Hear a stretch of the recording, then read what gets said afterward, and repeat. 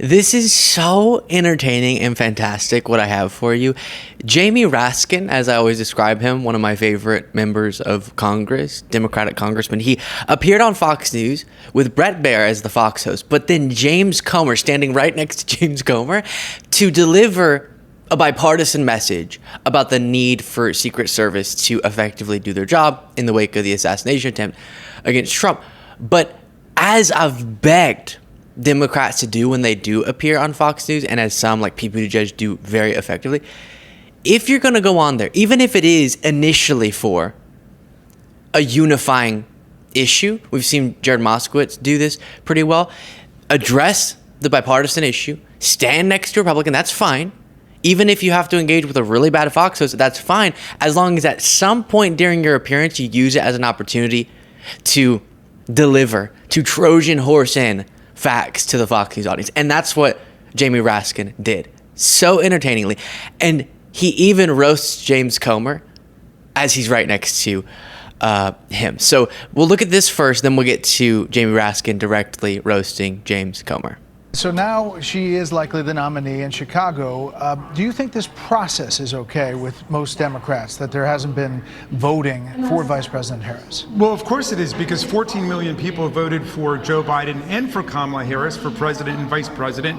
And obviously we expressed our full confidence in her when we elected her, to be vice president originally. So we've been totally behind her, and our party is completely unified. The real question, of course, is over on the GOP side of the aisle, where the former vice president isn't even supporting Donald Trump anymore. Mike Pence said he's not supporting him. That was the breakneck speed, the speed with which Mike Pence got dropped. People were talking about hanging him, and then they stuck in J.D. Vance. Yeah. Instead, a guy who said that Donald Trump could be America's next Hitler. So that's the breakneck speed. That's the amazing turnaround. You could only do common ground so long. And then, Mr. Chairman. And we'll pick up there in just a second when it gets much better. But super important points being made there. First, I've been really pleased seeing how quickly and easily Democrats have been able to just slap down that talking point of, oh, is it anti-democratic that now Kamala Harris is the presumptive nominee? Is something wrong that's happening? Are you disenfranchising people? And you can make the point to refute that a few different ways, and I've gone through it before, so I won't go through my whole rant again. But one of the things is Harris, Biden-Harris, that's the ticket. Harris was running with Biden. Biden chose to not accept the nomination after the primary process. So, as the rules lay it out, the delegates get to decide, and Kamala Harris was very quickly and effectively able to coalesce support around herself from the delegates, in part because of her ability to unify prominent Democratic voices in support of herself. There's no coup there, as they're calling it, and these voters knew that in the case where Biden wasn't going to be the top of the ticket, it kind of made sense that the VP would be. So it's not the conspiracy or the scandal that they're making it out to be.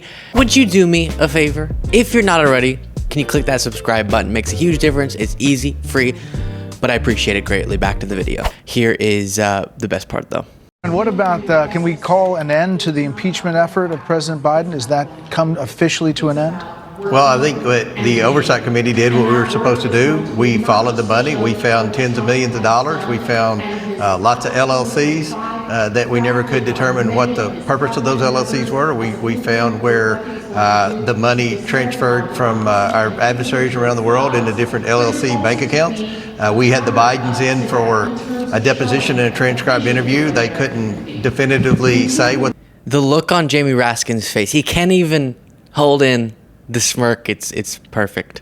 They did for the money, and I think the American people have the truth now. We did what we were supposed to do. My job wasn't to impeach. My job was to investigate, and I investigated, and we've turned over our findings to Speaker Johnson's office. He can determine what to do with that. But I believe the American people know a lot more about what the Bidens have done because of our work. I'll just say, Well, I think Chairman Comer did a magnificent job exonerating Joe Biden of all the fraudulent charges that were raised against him in this Congress. And of course, there was no high crime, no misdemeanor. And Joe Biden is a passionate public servant filled with integrity and honesty. Nobody's buying what he's selling on right, America's so buying it. The reservoir of love for Joe Biden is deep and really bottomless in America. You do disagree on a lot of things, as we can point out. But All right, and we'll get to one final clip in a second here, but perfect from Jamie Raskin. Just smiling at the absurdity of what James Comer's saying, then getting his chance to refute it and doing it very nicely, which is to say, James Comer did conduct an investigation. We know that for some time. And what he was so fantastic, so brilliant, magnificent, I think is the word Jamie Raskin used, at doing was exonerating Joe Biden, was proving that of all these years in public service, he wasn't corrupt like their guy, wasn't corrupt like the presumptive nominee for the Republican Party. That's what this investigation proved. And if you disagree with me and you think, no, I've heard of laptops and I've heard of millions of dollars and etc., and you haven't looked into those talking points and their absurdity, for example, how we've gone through that extensively, then ask yourself this question. Why is James Comer concluding the investigation with absolutely no real accountability? He promised not only that impeachment would likely be the end goal here, because an impeachment inquiry was launched, but that Biden was so corrupt and they had the smoking gun that they were going to at least prompt criminal charges, that Biden might be dragged out of the White House in cuffs. The Biden crime family was the phrase that was used. One allegation after another. And there is something pretty sick and twisted about being willing to go on Fox News and other right-wing outlets for years now, saying all this stuff about Biden, and then you're tasked, James Comer was tasked with being the person to actually find the evidence of all the stuff that right-wingers have been saying about Biden, and failed because it's not true. Rudy Giuliani tried to prove this nonsense stuff and failed. We found out that a lot of it came from this informant that was indicted for fabricating the whole story to hurt Biden politically. And so James Comer's responsibility was to give legitimacy to this, and he failed. He flopped, embarrassed himself, so much so that he reportedly has been saying he hopes Jesus will come down to save him from this tough spot, because MAGA media is still demanding from him accountability, justice for the things they think Biden did. But he also won't be able to even get an impeachment with the really MAGA House majority, because even many Republicans are going to go, what are we impeaching Biden over? We can't even really name what the crime would be, much less the evidence of the crime. And that puts James Comer in a position where he goes, concluding the investigation? I don't know, but we did what we're supposed to do and we found a bunch of stuff, but yeah. I do want to go back to really quickly before playing this last clip to the point in the first clip Jamie Raskin made, which is now, I'm not going to deny there was division. There really was division post-debate, pre-Biden dropping out, about what Biden should do. Within our movement, people were really going after each other because there was two sides forming in that debate. But drop out, don't drop out. Now there's unity. Some people are saying, I wish it weren't Kamala Harris, or we should have an open convention. But for the most part, people are quickly coalescing and supporting Kamala Harris. And there's excitement, there's motivation, and again, unity. And that comes in contrast to the Republican Party, where they want to say they're unified. Trump in his speech has been saying they're unified, when in reality, his own former vice president couldn't even endorse him because of the disaster that he was as president. Here's the part that was the unifying part of the interview. We're in the middle, obviously, of a very heavily contested presidential election where there is a new Democratic presumed nominee, a Republican candidate, and an independent candidate. And the Secret Service has the obligation to protect all of them. And, you know, there are a lot of AR-15s out there. There are millions of AR-15s out there. And we thought that the at least one group of Americans who could be protected would be presidential candidates.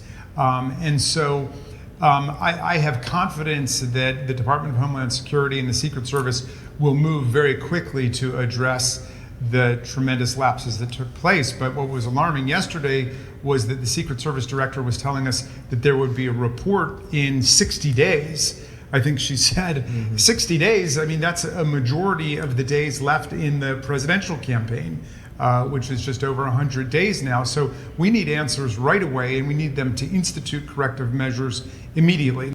So this part came first, and this is what I love and respect about Jamie Raskin.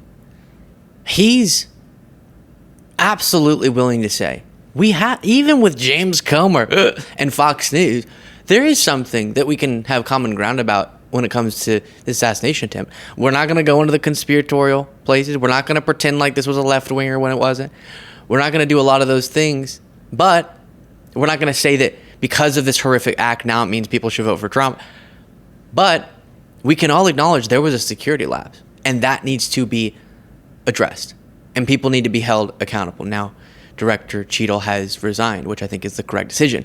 And while that by itself is important to say, it's also nice, I will mention, that he was able to lay that out first, show the Fox News audience, see we're on the same page on something, we're not complete enemies on everything, and also let me tell you about the failed investigation into Biden, and also let me tell you about how the Democratic Party stands for democracy, is unified around that goal, and the Republican Party can't even get the former vice president of that party to support the nominee. That's how you do it. Let me know what you thought of that in the comments. If you want to get extra content daily, you can do so by clicking the join button below. And we're raising $1 million for the pro-democracy candidate Kamala Harris's campaign before we get to 1 million subscribers. If you want to contribute to that, you can do so by going to the description of this video, every video now, and our podcast description, clicking that link and donating whatever you feel comfortable with.